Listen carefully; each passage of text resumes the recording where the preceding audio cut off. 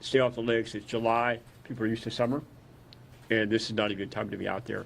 To echo, we're working very closely with law enforcement. We have our rangers deployed to Burnett County right now with our mobile command center trying to support the activities up there. It's a partnership working all together with the law enforcement, TNM, and everyone that's showing up to help assist. It's a very critical time for us. Next, what the governor said, we have a lot of saturation. We opened gates up at Wirtz and Starkey the last couple of days. Those are closed right now. We're ready just in case we need to. We've added more than 350,000 acre feet to the height of lakes in Buchanan and Lake Travis. We're 67% full. We have a lot of room in headroom in case more water does come in to make sure those reservoirs do what they're supposed to do, which is to capture the water for the future and protect against flooding. Thank you, Governor. Very good. Now, Chief Nimkit. Thank you, Governor. And I want to remind everyone, life safety is still our #1 priority. And what I mean by that is, and Colonel Martin said it very well, Kerrville and Kerr County have great local emergency managers and responders. They really do. But they're a community of about 55,000 people. And they had a lot of people there that were not from that area visiting, vacationing. And their resources, and this is what state agency, what the state government does when a local community gets overwhelmed, is we send in additional resources. So our hats are still off to all of those local responders that live and work in that community, and that their homes and families were also impacted, and they're still there on the job. We owe them a great amount of gratitude. Second, we continue with our search, not only in Kerr County, but everywhere that we know we have missing people. And I need your help in being very cautious. Let's not get wrapped around the axle on the word recovery. You're going to start hearing the word recovery used in a lot of different contexts. Be very careful how you use that word, because I'm going to be careful how I use that word as well. We are going to begin recovery operations. That is debris cleanup. That is opening roads. That does not mean we are no longer doing search for live victims, because we still are. We are still out there in very much hopes, very much fueled by the compassion that we show for these families, that we're doing everything we can to find their missing loved ones. So please help me in making sure that we're not wasting our time and efforts on debating over the meanings of words. Let's get clarity when we ask those questions. Second, I'm asking, we've driven around Kerr County and the other areas a lot. We have a lot of people that are traveling in because they want to see firsthand the damage. I'm asking you, if you're not from the community and if you're not involved in our response and rescue and recovery efforts, stay out of the area.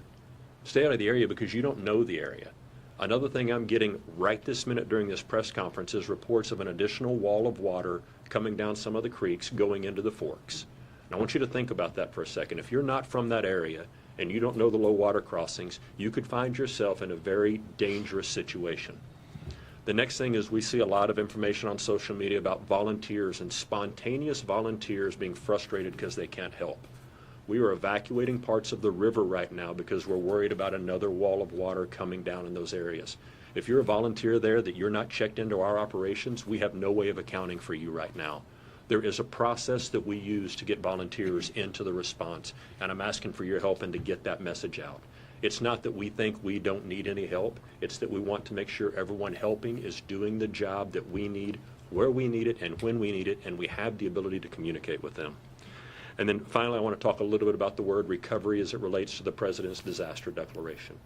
We are very excited to begin those recovery operations with our federal partners who have been here with us in the Emergency Operations Center since last Thursday, since before all of the actual flooding and disaster started. And we're going to work very close with those partners to help our local communities and our families that are impacted by this recover from this disaster as fast as possible. Thank you, Governor. Thank you. We'll take a few questions. Go ahead. Isabel, I know that you mentioned 10 deaths in Central Texas. Is there any way you could give us a breakdown of the cities? We sure can. Chief Kidd has it. So we're showing reaffirmed 3 in Burnett County, 1 in Tom Green County, 5 in Travis County, and 1 in Williamson County. And again, those numbers are a few hours old. Those numbers could go up, but that's what we had as the time preparing for this briefing. You said what county? Tom Green.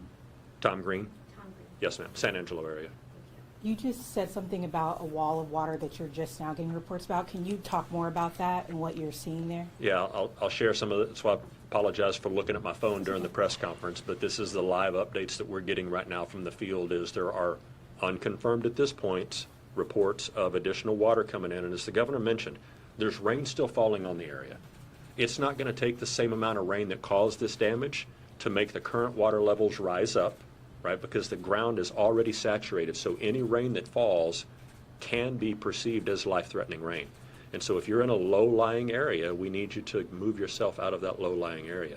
We've got DPS aircraft that are flying up to try to find this wall of water right now, and the people in the reported areas, again unconfirmed, that are on our communication systems, we're asking them to get out of the water and out of the way so that we don't wind up having to do additional rescues. Governor Go ahead. Alabella, CBS Austin, you had mentioned that there are dozens of Central Texans missing. Local resources can't continue searching in the dark of the night. Does this federal disaster declaration mean that we have federal resources to continue searching when it's pitch black? Sure. Well, first of all, on the federal disaster declaration, it applies right now to Kerr County. Let me go back. Let me see the total, my disaster declaration counties. So let me walk you through this. So I made an original state disaster declaration, and then I amended it to add more counties. Let me first go back over those counties, then I'll explain to you what's going on. Under the state disaster declaration includes the following counties: Bandera, Bear, Burnett, Caldwell, Coke, Comal, Concho, Gillespie, Guadalupe, Kendall, Kerr, Kimball, Llano, Mason, McCullough, Menard, Reeves, San Saba, Tom Green, Travis, and Williamson. That means that because of that the state is providing additional resources for those counties and state-based assistance. On the federal disaster declaration, for the time being, that includes only Kerr County. And they are waiting to see the magnitude of what happens in other counties before they may potentially expand the federal disaster declaration to include other counties. So for now, local resources have to stop search and rescue efforts when the fall. That's not accurate. No. We have drones and helicopters that have thermal and night vision and FLIR where they can search at night. Our special operations groups have that. And, at the law enforcement level, we don't really wait for a federal declaration. The feds come. They're there, they're helping. They offer assets and resources. This helps with funding and additional resources and bringing in from out of state. But our local federal partners, they're very involved. So we've, of course, we're a lot more productive during the day, but we search at night, and we're seeing some really good results, which is good. But the bad news is you will see the death toll rise today and tomorrow. One other thing to add to that is the U.S. Coast Guard, part of the federal government, was here working long before the declaration was granted based on our partnership and relationship. So we still have Coast Guard assets here, and they will operate at night as well. Thank you for the question. Go ahead. Bayless Austin, can you talk a little bit more about the warnings that local officials got, the way that the state and the federal government communicated with local officials, and whether you believe that these deaths were preventable? So there were multiple steps taken by the state that I'll let Chief Kidd talk about, but the state began setting up operations in preparation for what could happen in Kerr County. It happened in the early morning hours of the 4th, which is Friday, and the state had pre-positioned assets and resources in and around that area beginning on Wednesday before the storm on Friday. As we learned more on Thursday, more assets were provided in various regions. We knew, based upon predicted weather, certain regions where the rain may fall. There was an inability to know precisely where that rain was going to fall and how much was going to fall where it did fall. And as far as what the locals may have done, Chief Kidd may know more than I, but I would leave it up to them to let you know. And listen, thank you for the question. We need to spend a lot of time trying to answer this question because from a technical perspective, there are multiple warning systems that are out there. And all of us can choose to sign up for warning systems in certain areas depending on the local government that we're in and the way that their system works. There's a lot of talk about a program called WIA, the Wireless Emergency Alert, and IPAWS, the Integrated Public Alert and Warning System, and how they work or sometimes don't work. And then you have areas where there is no cell phone coverage. And if there's no cell phone coverage, it doesn't matter how many alert systems you sign up for, you're not going to get that. And then there's the NOAA weather radios from the National Weather Service. I'll ask you, how many of you have a NOAA weather radio by your bed at home? And so there can be all kinds of alert systems that are sent, and we know that some were sent, some general messaging was sent early, some urgent warnings were sent at various times, but just sending the message is not the same as receiving the message, having a plan to do something when you receive the message, and then the ability to implement that plan. And so I really would love to have a separate conversation with all of you about how we can continue to get the message to the public about what they need to do when they get a message, what they should do when that message is received, and how they communicate that back to their loved ones and family members.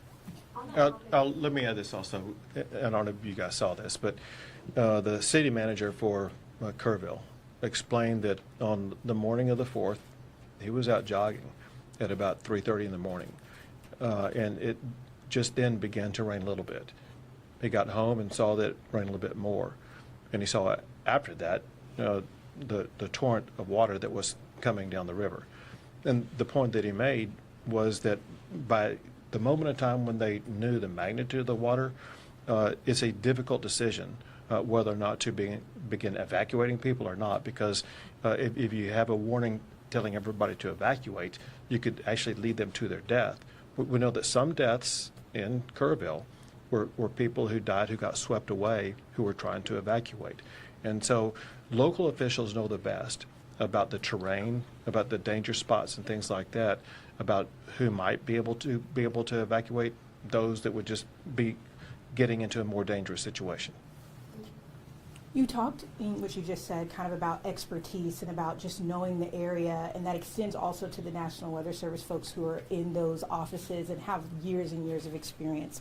There are currently 6 vacancies in the local National Weather Service office that cover Kerr County. What is your perspective on how that could have impacted the warnings that you all were able to get and how accurate the information you all were able to get? So I know nothing about the staffing. What I do know is what they put out. And it's my understanding that what they put out was kind of the information that the state was operating off of, and that is that there were alerts or warnings about heavy rain, potential for flash flooding in certain areas. A problem with that is that to most people in the area, flash flooding would mean one thing, not what it turned out to be, because they deal with flash floods all the time. Just like I put people on notice in these regions of Texas right now. There's the potential for flash flooding, but there's no expectation of a water wall of almost 30 feet high. Governor Abbott, on that topic, we know that these alerts can be life-saving at times, and a lot of times these forecasters get their information from the National Weather Service. Are you communicating with your federal partners on how critical funding is for the National Weather Service in order to issue alerts like this in this disaster like this? It's one of the things that we spoke about when Secretary Noem was in, and this is part of ongoing conversations. And I'll add this. As you all probably know, we have a special session coming up, and the way to respond to like what happened in Kerrville is going to be a topic for the special session to address. We have time for 2 more questions, Is part of what you want to address, because there was a bill that was going to create a council to kind of talk about what warning systems, and it was not successful. Is it a concern that there's all these camps along this area? This is an area that deals with flash flooding, but there were no sirens that were in this area. Can you talk about that and why that hasn't been funded to this point? Well, it's going to be something that will be looked at. As you kind of pointed out, these camps go back almost 100 years, and they are familiar with the water in the area probably better than anybody else. And they have their own ways in which to deal with warnings that would involve children, sometimes as young as 8 or 9 years old. And we need to evaluate what they know, how they respond, what they need. And that's why it's going to be good to have a session with all members working together that will bring different perspectives, because the reality also is this, and that is what's needed in that river basin at that location could be far different than what's needed in some other river basin across the state. time for 1 more, folks. Go ahead. Hayden, Texas Tribune. Do you know if anyone tried to get a warning to people at the camps outside of the automated disaster systems? I missed the first part of the question. Did anyone try to get a warning to the people at the camps outside of the automated systems? So I'm not sure that I understand the question. I mean, does somebody go door to door and knock on the doors, or Yeah, we're just wondering if there are any official outreach in the area. You know, we talked to the county emergency manager when we were there the first day, and the county does have a plan for that county and the 18 or so camps that are in that county. Probably be really good to ask them that question and let them give you that answer. It's a good question. Thank you. Thank you, everyone. Thank you all.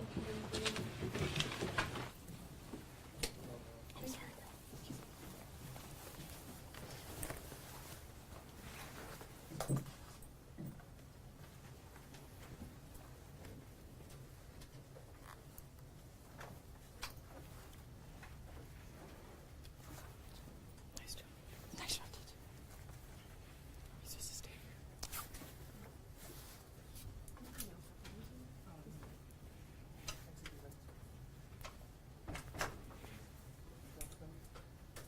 Chris, can I help you grab something?